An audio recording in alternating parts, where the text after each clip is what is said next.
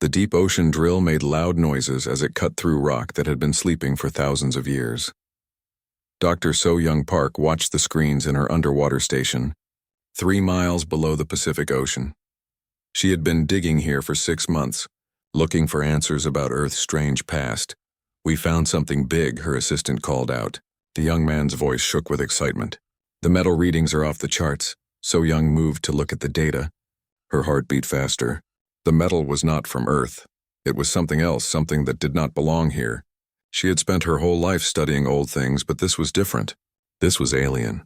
The drill broke through into a huge empty space. So-Young put on her deep-sea suit and went down to see what they had found. Her lights cut through the dark water as she swam into the opening. What she saw made her stop breathing. It was a city. A massive alien city built into the ocean floor. The buildings were made of strange metals that still glowed after all these years. Strange symbols covered the walls. Everything was built for creatures much taller than humans. "Command, you need to see this," she said into her radio. "Send everyone you can. This changes everything." Commander Tae-ho Kim got the call while he was training his soldiers. He was a hard man who had fought in many wars to protect Earth's colonies.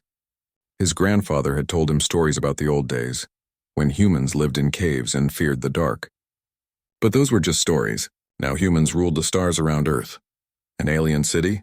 Under our ocean? Tae-ho asked. "How old?" "We think maybe 500,000 years." So-Young's voice came through the radio. "But Commander, there's something else. The computers are still working." 3 days later, Tae-ho stood in the alien city with So-Young and a team of Earth's best scientists. The water had been pumped out and they could walk through the streets. Everything was huge, built for giants. But the strangest thing was how well everything still worked. "Look at this," So-Young said, pointing to a wall covered in glowing symbols. "I think it's some kind of record keeper. A history machine." Dr. Yoon Soo-han, the team's computer expert, plugged his device into the alien machine. Lights flashed, and suddenly the air filled with moving pictures. Holograms that showed the past. The first images showed Earth as it was long ago. But it was not the Earth from human history books. This Earth was covered in strange metal buildings and flying ships. Creatures that looked like tall, thin humans with gray skin walked around, but they were not humans. "Those are the builders," So-Young whispered. "The ones who made this city." But then the images changed. They showed other creatures being brought to Earth in chains. Small, hairy beings that looked almost human. Tae-ho felt his blood turn cold. Those creatures looked like the early humans from old drawings. "No," he said. "That can't be right." The hologram showed the gray aliens forcing the human-like creatures to work. They dug massive holes in the ground and carried heavy rocks. They built the metal cities while the gray aliens watched. When the humans moved too slowly, the aliens hurt them with electric weapons. Dr. Han's hands shook as he worked with the machine. "There's more," he said. "Much more." The next images were worse. The hologram showed the aliens taking groups of humans into metal rooms. They did terrible things to them. They cut them open while they were still alive. They put metal things in their heads. They mixed human blood with chemicals. Many humans died screaming. "They were testing us," So-Young said, her voice barely a whisper. "Like we were animals."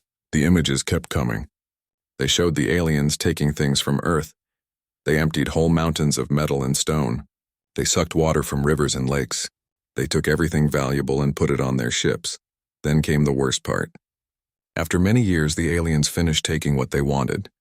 They looked at the humans they had left alive. Maybe a few thousand out of millions. The holograms showed the alien leader making a decision. The humans were no longer useful, but instead of killing them all, the aliens did something worse. They packed up their cities and left. They abandoned the surviving humans on a world that was now broken and empty. Most of the forests were gone. The rivers were dirty. The air was hard to breathe. The last hologram showed human survivors crawling out of caves years later. They were thin and scared. They had forgotten how to make tools or grow food. They had to learn everything again like children. "This is why human history only goes back about 50,000 years, So-Young said. "We had to start over from nothing." Tae-ho stared at the images with growing anger. His people, his ancestors, had been slaves. They had been tortured and abandoned. Left to die on a ruined world, where did they go? He asked. Dr. Han worked with the machine for several hours. Finally, he found what they were looking for. A star map. It showed the location of many worlds, all connected by lines. The aliens had not just destroyed Earth and left. They had gone to other planets to do the same thing. They call themselves the Hegemony, Dr. Han said, reading the alien text. They've done this to hundreds of worlds. They find primitive species, use them as slaves, take everything valuable, then move on. So Young counted the worlds on the map. Over 1,000 planets. And they think we're all dead. Taeho looked at the star map for a long time. His mind was working, planning. Humans had survived. They had grown strong. They had built ships that could travel between stars. They had weapons that could destroy planets. Call Admiral Daewon Lee, he said. Tell him to bring the War Council. All of them. What are you thinking? So Young asked. Taeho smiled, but it was not a kind smile. I'm thinking our ancestors never got their revenge. But we can. Within hours, Earth's leaders were standing in the alien city. They saw the holograms. They heard the truth. When the images finished, the room was quiet for a long time. Admiral Daewon Lee was the first to speak. He was an old man who had fought to protect human colonies from space pirates. But this was bigger than pirates. 500,000 years, he said. They thought they killed us. They left us to die, said President Jin Woo Nam. Our whole species almost ended because of them. Captain Jin Woo Choi, pilot of Earth's fastest warship, studied the star map. Some of these worlds are only a few months' travel away. We could reach them. To do what? Asked Dr. So Young Park. Taeho looked at each person in the room. These were Earth's leaders, the protectors of humanity. To finish what our ancestors couldn't, to make them pay for what they did. The vote was quick. Every person in the room agreed. The hegemony had tried to destroy humanity. Now humanity would return the favor. Admiral Lee began making plans immediately. We'll need every ship, every weapon, every soldier. This won't be a small war. No, Taeho said, looking at the hologram of his tortured ancestors. This will be the end of them. All of them. Earth changed overnight. Every factory that had been making cars now made weapons. Every shipyard that built trading vessels now built warships. Every person who could work joined the effort to build humanity's revenge. Engineer Hyejin Yoon stood in her new laboratory, looking at designs for weapons that had never existed before. She was young, only 28, but she was the smartest weapons designer on Earth. The government had given her unlimited money and told her to create something special. I don't want weapons that just kill, Admiral Daewon Lee had told her. I want weapons that make them suffer first. I want them to know they're dying. Hyejin worked day and night. She studied the alien biology from the underwater city. She learned how their bodies worked, what hurt them most. Then she designed the Ember weapons. These were not normal plasma cannons. Normal weapons destroyed ships quickly. Ember weapons were different. They shot plasma that burned slowly through metal and flesh. The aliens inside would have time to scream, time to know they were going to die. The weapons also sent out radio signals that made sure everyone nearby could hear those screams. Perfect, General Min-Soo Kang said when he saw the test. He was in charge of the new Retribution Corps, soldiers trained specifically to fight the hegemony. When they hear their friends screaming, they'll know fear like our ancestors did. In another part of Earth, scientist Yoonji Lim worked on a different kind of weapon.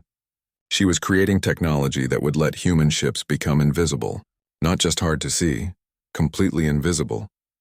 I call it Ghost Protocol, she explained to Commander Taeho Kim. Our ships will appear like ghosts. They attack, they disappear. The enemy will never know where we are. Taeho watched the test ship vanish from all sensors.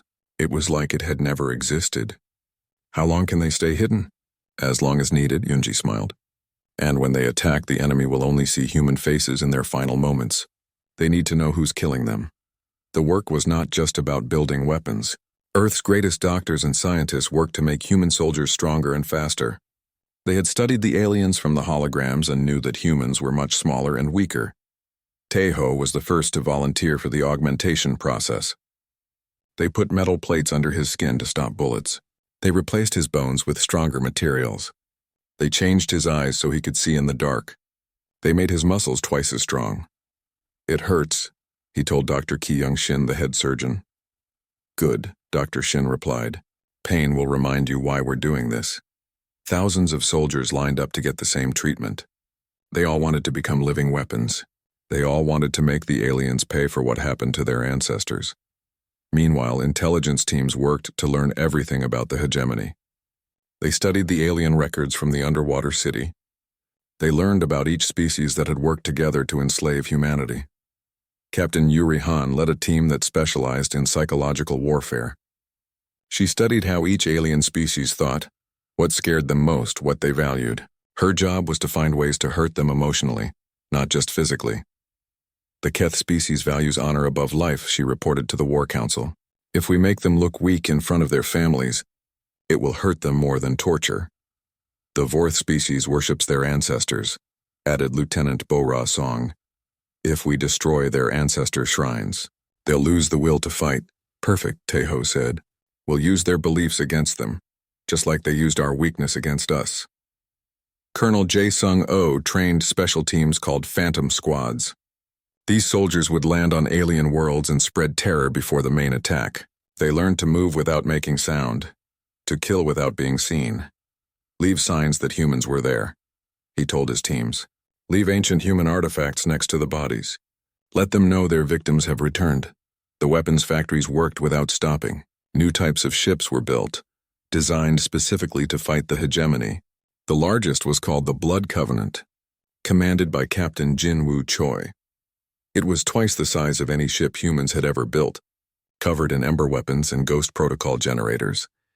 She's beautiful, Jin-Woo said, looking at his new ship, and she's hungry for alien blood. Dr. Ji-Hoon Bae worked on something even more cruel than physical weapons. He created computer viruses that could attack alien minds. These memory viruses would force aliens to experience the pain and fear that humans had felt 500,000 years ago. They'll live through every moment of torture their ancestors gave to ours, he explained. Every scream, every cut, every moment of despair, but compressed into just a few days. President Jin-Woo Nam visited the factories and training centers every day. He saw young humans volunteering to have their bodies changed into weapons. He saw factories working around the clock. He saw the determination in everyone's eyes. Are we becoming monsters? He asked Admiral Lee one evening. We're becoming what we need to be, Lee replied. They made us into this.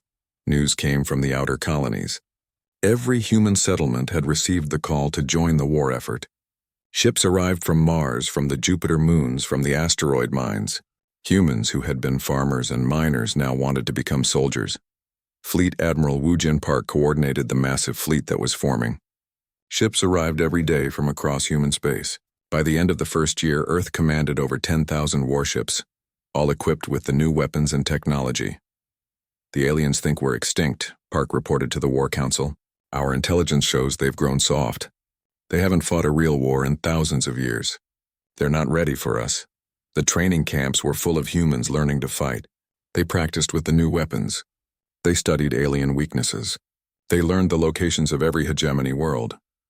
Commander Seo-Jun Kim led the group planning the actual attacks. He studied each alien world, looking for the best ways to cause maximum damage and fear. We don't just want to win, he told his planning teams. We want them to suffer like our ancestors suffered. We want them to know despair. 2 years after finding the underwater city, Earth was ready. The planet that had once been a victim was now a weapon, pointed at the heart of the hegemony. The final meeting of the War Council was held in the alien city under the ocean. Surrounded by the holograms of human suffering, every leader looked at the images of their tortured ancestors, then at the star map showing hegemony worlds. They left witnesses, Admiral Lee said. That was their mistake. Teho, now more machine than man after his augmentation, studied the faces of Earth's leaders. Everyone was ready. Everyone wanted revenge. How many alien worlds? President Nam asked. 247 confirmed planets, Captain Han replied. Approximately 500 billion alien lives. Good, Teho said. That's a start. The launch day arrived. From Earth's orbit, the Vengeance fleet stretched as far as the eye could see. 10,000 ships filled with humans who had been training for nothing but destruction. Every ship carried ember weapons, ghost protocol generators, memory viruses, and soldiers augmented for maximum killing ability. Dr. So-Young Park, who had started it all by finding the alien city, stood on Earth watching the fleet leave. She thought about her ancestors who had crawled from caves and slowly rebuilt human civilization. They had never known why their world was broken, why their history was so short. Now their descendants knew, and they were going to make sure the beings responsible would never hurt anyone again. For our ancestors, Admiral Lee broadcast to the fleet as it jumped to faster-than-light speed. For our ancestors, 10 million human voices replied. The ghosts of humanity were returning to the galaxy, and they were very, very angry. The hegemony research station called Deep Haven had been running the same experiments for 300 years. The tall, gray-skinned Keth scientists worked with creatures they had captured from primitive worlds, testing new ways to make them more useful as slaves. Dr. Vorthak had just finished examining a small, furry creature when alarms started screaming throughout the station. He looked at his screens, confused. Nothing was there. Space was empty. False alarm, he told his assistant. Run a diagnostic on the sensor array. That's when the human ship appeared.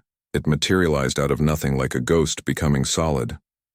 The ship was black as space itself, covered in weapons that glowed with angry red light. Strange symbols were painted on its hull, symbols that looked almost familiar to the old Keth scientist. Impossible, Vorthak whispered. That design, I've seen it before, he had. In the old archives, there were pictures of primitive spacecraft that slave species had been forced to build. But this ship was different. It was advanced, deadly, and it was here for a reason. Captain Yuri Han stood on the bridge of the Ancestral Fury, looking at the research station through the view screen. She had studied this place for months, learning about the experiments being done inside, the same kinds of experiments the hegemony had done to humans 500,000 years ago. All teams ready, reported Lieutenant Minho Park. Remember, Yuri said to her crew, we're not here just to destroy them. We're here to teach them fear. Begin transmission of the historical records. The Keth scientists received a data burst that made their equipment spark and smoke. When they finally got their screens working again, they saw something that made their blood freeze. Holograms filled their station, images of ancient Keth ancestors torturing primitive humans, humans being cut open while still alive, humans being worked to death in mines, humans screaming as they were abandoned on a dying world. These records are 500,000 years old, Dr. Vorthak said, his voice shaking. These creatures, they should be extinct. Should be, came a voice over their communication system. It was speaking in perfect Keth language, but with an accent they had never heard before. But we're still here, and we remember everything. The human boarding teams came through the station walls like ghosts. They moved without making sound, appearing and disappearing in the shadows. The Keth tried to run, but there was nowhere to go. Colonel Jae-Sung-Oh led his Phantom Squad through the station corridors. They had studied the layout for months. They knew exactly where to find the most important aliens. They found Dr. Vorthak in his laboratory, trying to hide behind his equipment. Jae-Sung appeared in front of him like a nightmare. Hello, Doctor, Jae-Sung said in perfect Keth. I think it's time you experienced your own experiments. The humans had brought special equipment with them. Not weapons, but medical tools. The same tools the Keth had used on primitive species for centuries. What happened next was broadcast. Lived to every hegemony world within 50 light years. Dr. Vorthak found himself strapped to the same table he had used on countless victims. The human standing over him was small compared to a Keth, but his hands were steady as he picked up the surgical instruments. My ancestors were on tables like this, Jae-Sung explained calmly. They screamed for mercy. Did your ancestors show them any? The Keth doctor tried to speak, but only made choking sounds. I didn't think so, Jae-Sung continued. Don't worry. We learned from you. We know exactly how much pain a Keth can survive. The screams that came from Deep Haven Research Station could be heard on the emergency frequencies used by every hegemony ship and base in the sector. But worse than the screams were the words that came with them. This is humanity, Captain Yuri Han broadcast on all channels. We are the species you thought you destroyed. We survived. We remember. And now we're home. The message was accompanied by historical records showing exactly what the hegemony had done to Earth 500,000 years ago. Every alien that received it could see their ancestors' crimes played out in detail. Then came the warning. We know where all your worlds are. We know how many of you there are. We know your weaknesses. You have exactly one standard day to begin evacuating your colonies. Any world that still has hegemony presence after that time will be cleansed. Admiral Sujin Nam coordinated the attacks from her flagship, the Memory of Pain. Her job was to hit multiple targets at once, spreading fear as fast as possible across hegemony space. Ghost Fleet Alpha, report, she called. Target Keth Colony 7 is secure, came the reply. All adult males have been processed according to historical protocols.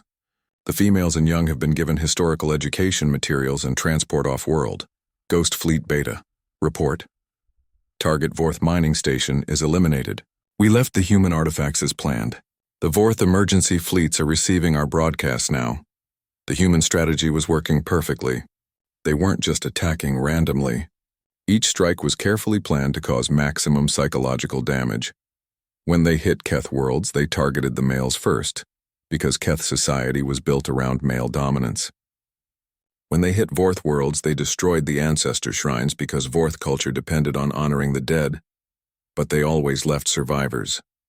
Survivors who could spread the story. Survivors who could tell other aliens that the extinct humans were back, and they were very angry. News of the Ghost Fleet spread faster than the human ships themselves. The hegemony emergency communication networks were overwhelmed with reports of impossible attacks by creatures that should not exist.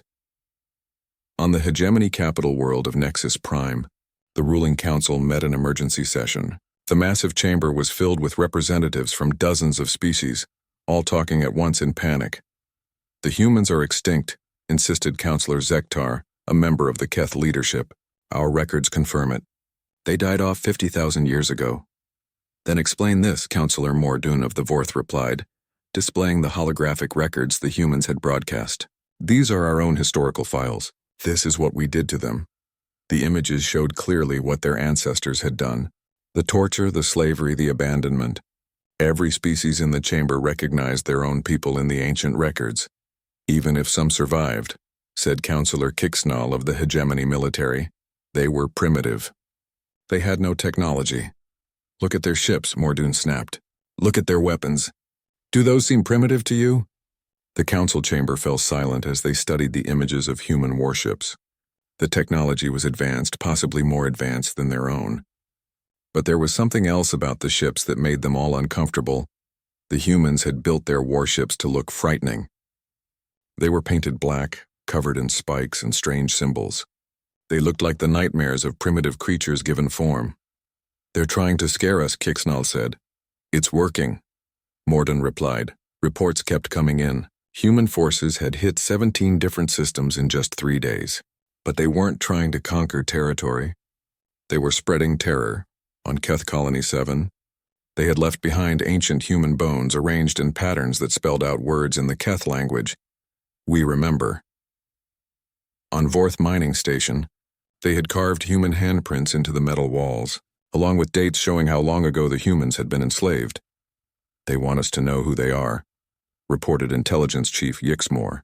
They want us to remember what we did to them. The scariest part was how the humans moved. Their ships appeared without warning, struck precisely at the most vulnerable targets, then vanished again. They seemed to know everything about hegemony defenses, communication systems, even cultural weaknesses. How do they know so much about us?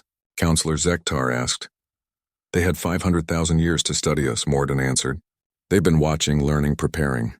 The human broadcasts were getting stronger and more frequent. Every day, more hegemony worlds received the same message. You left witnesses. That was your mistake. We are the children of those you tried to destroy. We are coming for all of you. Panic began to spread through hegemony space. Entire colonies started evacuating without being ordered to. Military commanders requested permission to retreat to more defensible positions. Trade routes were abandoned as merchant ships refused to travel. They're destroying our civilization without even fighting a real battle, observed military advisor Trell Noth. They're using fear as a weapon. On her flagship, Captain Yuri Han monitored the communication networks throughout hegemony space. She could hear the panic in their voices, see the fear in their emergency messages. Phase 1 is complete, she reported to Admiral Sujin Nam. They know we exist. They know we're coming. They know why. Good, Sujin replied. Begin Phase 2. It's time they learned what real terror feels like. The message went out to all human ships. Stop playing with individual targets. Begin the advance toward the hegemony core worlds. It was time for the real war to begin, but the humans had already won something important. They had proven that the supposedly extinct species had not only survived, but had become something far more dangerous than their former masters had ever imagined. The ghosts had returned to haunt the living. And the living were learning that some sins can never be forgiven.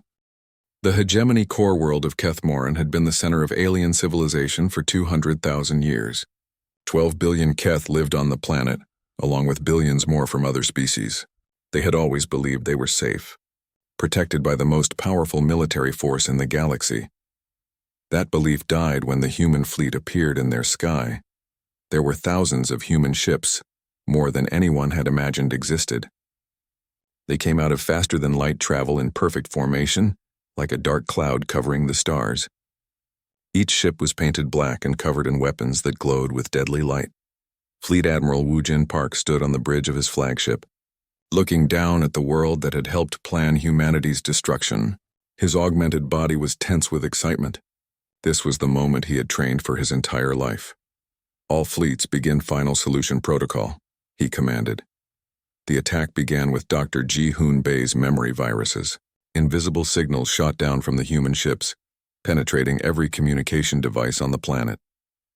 Every screen, every computer, every information system became a weapon. The aliens on Kethmoran suddenly found themselves experiencing something impossible. Ancient memories that were not their own flooded their minds. They felt the pain and terror that humans had experienced 500,000 years ago. In the capital city, a Keth politician named Vorthek was giving a speech about defending against the human invasion when the virus hit him. Suddenly, he was no longer standing in a comfortable building. He was chained in a dark mine, his hands bloody from digging rocks while alien masters whipped him. But he was still himself. He could see his own reflection. He was still Keth. But he could feel what it was like to be human, to be helpless, to be tortured by creatures who saw him as nothing more than a useful animal. The experience lasted only minutes, but to Vorthek it felt like years of agony. When it ended, he was on his knees screaming. Around him, every other Keth was having the same experience. "Now you know," came a broadcast from the human fleet. "Now you understand what your ancestors did to ours." The psychological attack was just the beginning. Commander Seo-Jun Kim led the ground assault teams that landed in the major cities. But these weren't normal soldiers coming to occupy territory. These were extermination teams. The humans had studied Keth biology carefully. They knew exactly how to kill them in the most efficient way possible. More importantly, they knew how to make the process slow enough for the aliens to understand what was happening to them. Seo Jun's team landed in the government district of the capital city. The Keth police and military tried to resist, but their weapons were useless against the augmented human soldiers. "Remember Deep Haven Research Station," Seo Jun told his team as they moved through the streets. "Remember what they did to our ancestors in places just like this? The humans had brought more than weapons. They had brought the same tools the hegemony had used on primitive species for hundreds of thousands of years. Mining equipment, medical instruments, chains and collars. Every adult Keth male they captured was put to work in the mines outside the city. Not to produce anything useful, just to experience what their ancestors had forced humans to do. The work was hard, painful, and pointless, just like it had been for humanity's ancestors. "This is insane," gasped Keth General Mordek as he was forced to carry rocks from one pile to another. "We are civilized beings. We have rights." The human guard, a young woman named Private Haewon Kim, laughed. "Rights? Did our ancestors have rights when your people did this to them?" She showed him a hologram from the ancient records.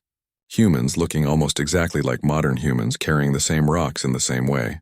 The only difference was that those humans had been much weaker, much more scared. "Your ancestors didn't care about rights then," Haewon continued. "Why should we care about yours now?" The attack on Kethmoran was being broadcast live to every hegemony world. Admiral Woojin Park wanted all the aliens to see what happened when humanity came calling. On the Vorth homeworld of Angst-Taurus, 8 billion aliens watched in horror as human ships appeared in their system. The Vorth had always been proud of their warrior culture, but they had never faced anything like this. Captain Dongmin Lee commanded the fleet attacking Angst-Taurus.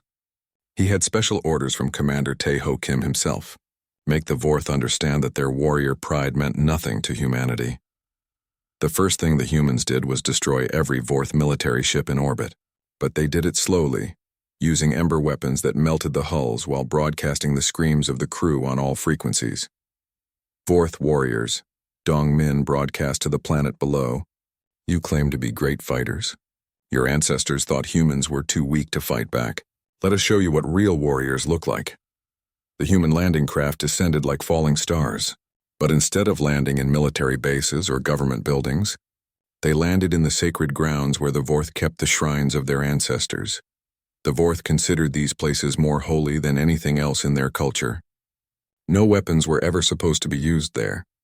No violence was ever supposed to happen there. The humans didn't care about Vorth traditions. Colonel Min-jae Park led his team directly to the largest ancestor shrine on the planet.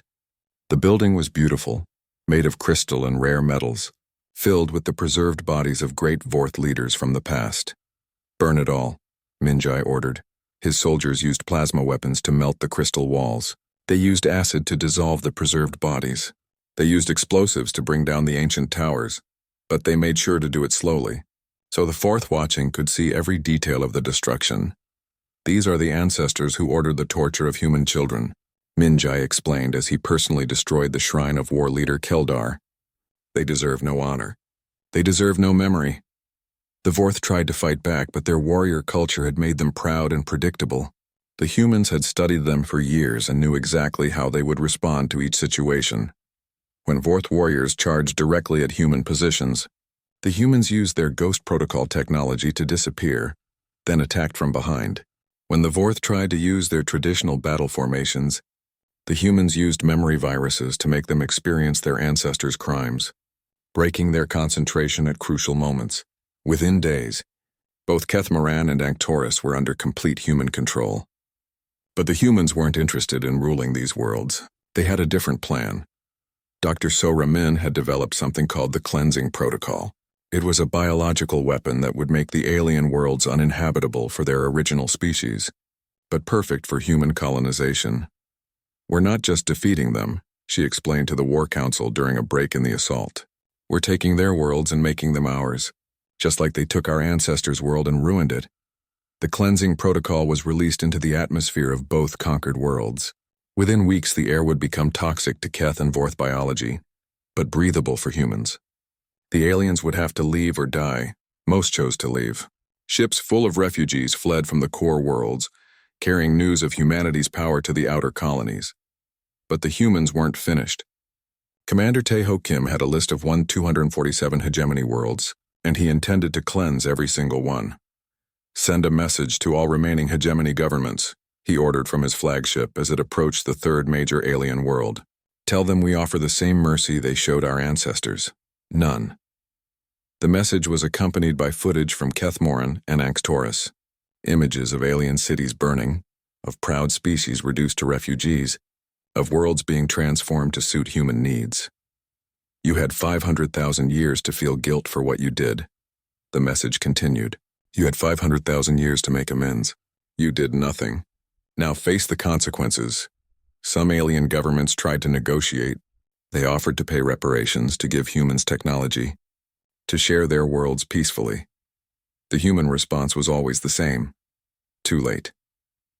Other alien governments tried to form alliances, combining their military forces to fight back against humanity. The humans destroyed these alliances easily. They had superior technology, better intelligence, and most importantly, they had something the aliens lacked: absolute determination to see their enemies destroyed.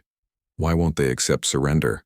Asked Hegemony Admiral Kektorial as his fleet was systematically destroyed by human forces. Because this isn't a war, replied the human commander who had defeated him. This is an execution. Executions don't involve surrender. Within months, 6 core worlds had fallen to human forces.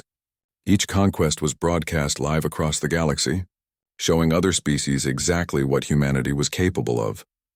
The message was clear. The galaxy had a new master, and that master had a very long memory. But more than that, humanity was proving that they had learned from their former oppressors.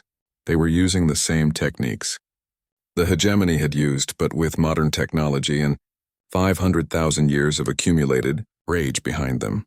The aliens who had once considered themselves the apex predators of the galaxy were learning what it felt like to be prey, and they didn't like the lesson. On Earth, President Jin Woo Nam watched the reports from the front lines. City after alien city fell to human forces. World after world was cleansed and prepared for human colonization. Are we becoming the very evil we sought to destroy? 3 years after the first human ship appeared in hegemony space, Commander Tae-ho Kim stood on the observation deck of his flagship, looking down at what had once been the hegemony capital world of Nexus Prime. The planet was now called Remembrance, and it looked very different. Where alien cities had once stood, there were now monuments made from the bones of the former inhabitants. Where alien spaceports had operated, there were now museums displaying the torture devices that had been used on humans 500,000 years ago. Where alien children had once played, human children now ran through gardens planted on ground that had been soaked with alien blood. Final casualty report, Admiral Daewon Lee said, as he joined Tae-ho at the window. All 1,247 hegemony worlds have been cleansed, Tae-ho replied without emotion. Estimated alien casualties 487 billion, human casualties 2.3 million. The numbers were staggering. In less than 4 years, humanity had wiped out an entire galactic civilization that had existed for hundreds of thousands of years. The species that had tortured and abandoned human ancestors were now extinct. And the survivors? Lee asked. Scattered refugees on the outer worlds, maybe 50 million total across all species. Not enough to rebuild their civilizations? Barely enough to remember what they used to be. It had been a complete victory, more complete than anyone had imagined possible when they first discovered the alien city under Earth's ocean. President Ye Jin-song arrived on Remembrance a week later to officially establish the new government. She was young for a president, only 42, but the war had aged her. The weight of commanding genocide, even justified genocide, showed in her eyes. The new Terran Empire, she announced to the cameras broadcasting across human space, will ensure that no species ever again has the power to do to others what the hegemony did to our ancestors. Behind her stood the Memorial of the Abandoned, a massive structure built from the metal of destroyed alien warships. Carved into its surface were the names of every human who had died in the ancient slavery, as far as historians could determine them. At the base were the words that had become humanity's new motto. They thought we would forget. They thought we would forgive. They were wrong on both counts. Ambassador Dong-hyun Lim had the difficult job of meeting with representatives from the surviving alien species, those who had not been part of the hegemony. These species had watched in terror as humanity destroyed their former overlords, and now they wanted to know what the humans planned to do with them. We have no quarrel with you, Dong-hyun told the assembled ambassadors in the new Capitol building on Remembrance. Your species did not participate in our enslavement, but you will follow our rules now. The rules were simple but absolute. No species could have more than a small defensive fleet. No species could develop weapons capable of destroying planets. No species could enslave or experiment on other intelligent beings. And every species had to teach human history in their schools, so their children would know what happened to those who crossed humanity. What if we refuse? Asked Ambassador Kelkstor of the Zenth Confederation. Dong-hyun showed him a hologram of Kethmaran burning.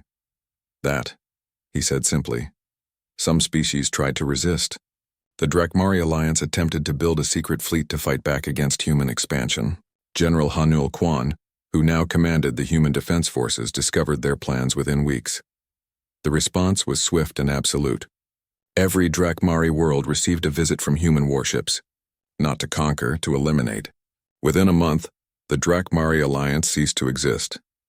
Let this be a lesson to anyone else thinking of challenging human authority, General Kwan broadcast to the galaxy. We have grown tired of having enemies.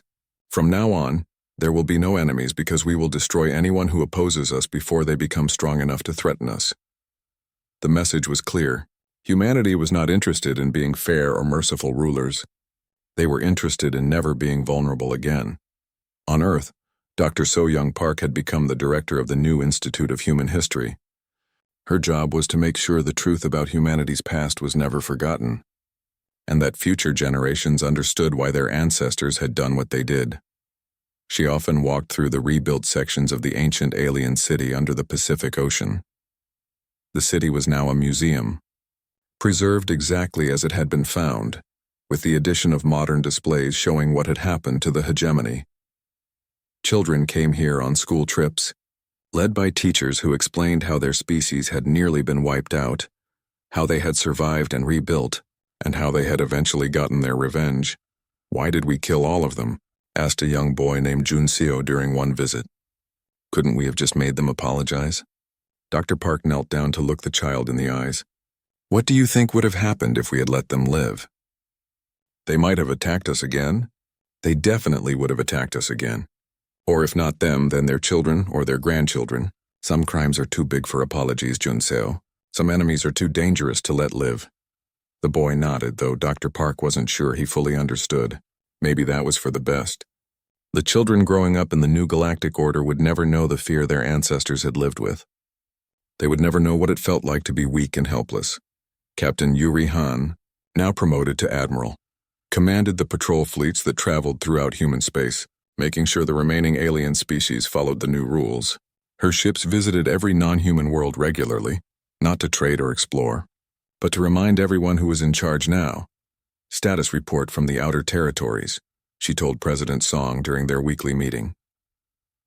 "The Kelrani have fully complied with the disarmament orders. The Toxith are still grumbling, but they're following the rules.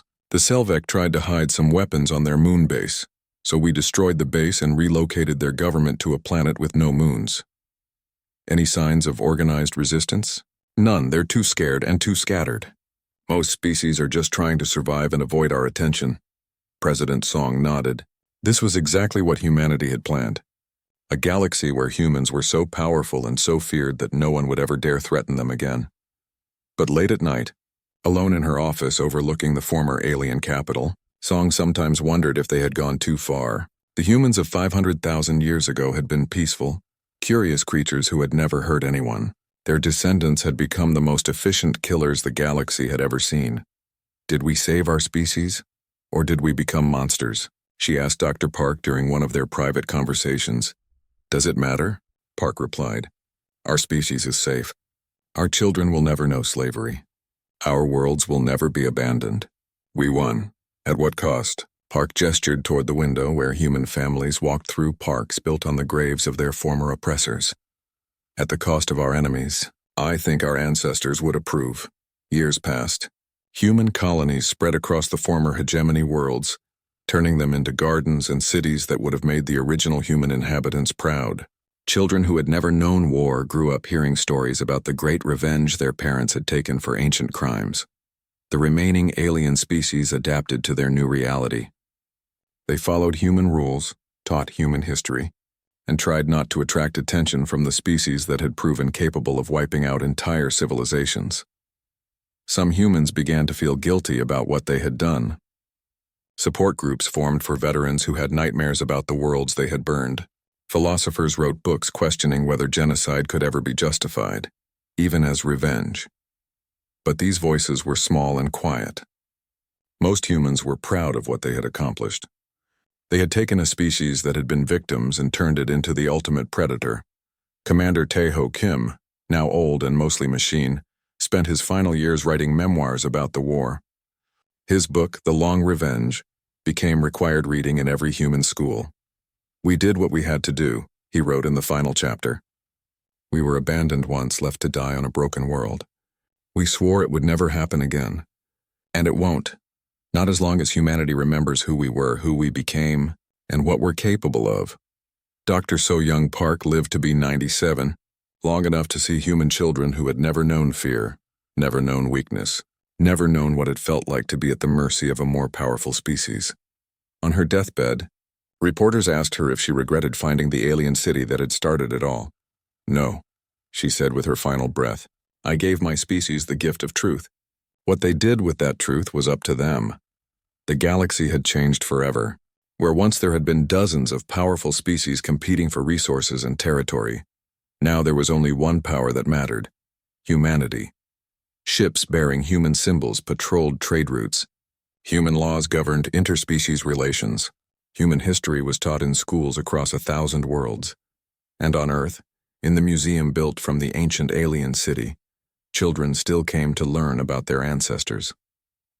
They learned about slavery and torture and abandonment. They learned about survival and growth and revenge.